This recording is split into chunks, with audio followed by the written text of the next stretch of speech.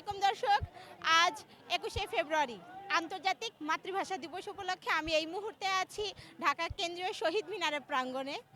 সকাল থেকেই এখানে সর্বস্তরের মানুষের ঢল নেমেছে। আমরা এখানে দেখতে পাচ্ছি তরুণ থেকে শুরু করে বয়স্ক মানুষের উপস্থিতি।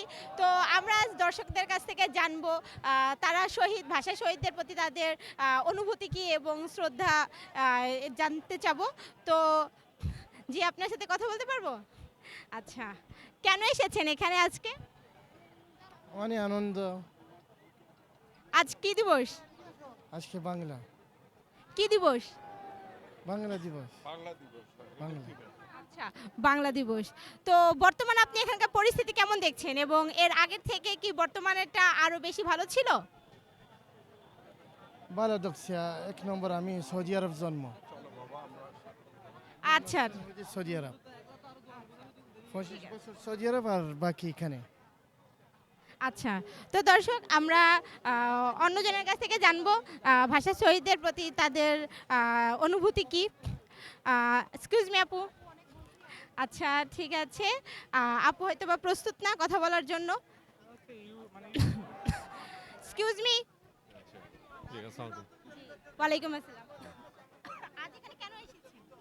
আজকে এসেছি আমাদের ভাষা শহীদদের সম্মান দেখানোর উদ্দেশ্যে এবং আমার যে অন্তরের যে অনুভূতি সেটা প্রকাশ করার জন্য তাদের সম্মানের জ্ঞাতার্থে এখানে আসা।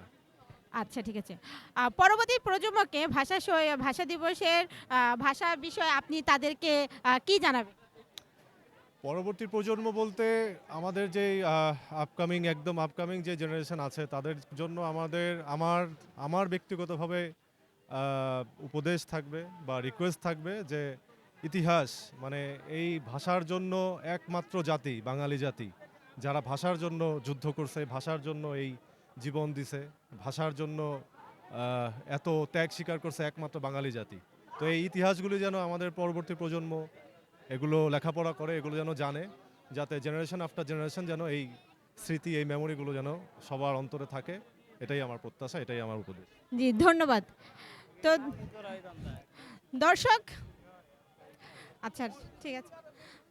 দর্শক, এই ছিল বর্তমান এখানকার দর্শনার্থীদের অনুভূতি মাতৃভাষা দিবসের ভালোবাসা এবং ভাষা শহীদদের প্রতি তাদের শ্রদ্ধায় পুরো মুখর ঢাকার কেন্দ্রীয় শহীদ মিনার। তো এখান থেকে আমি বলছি ফাতেমাতুজ জোহরা, মাস্টার মিডিয়া।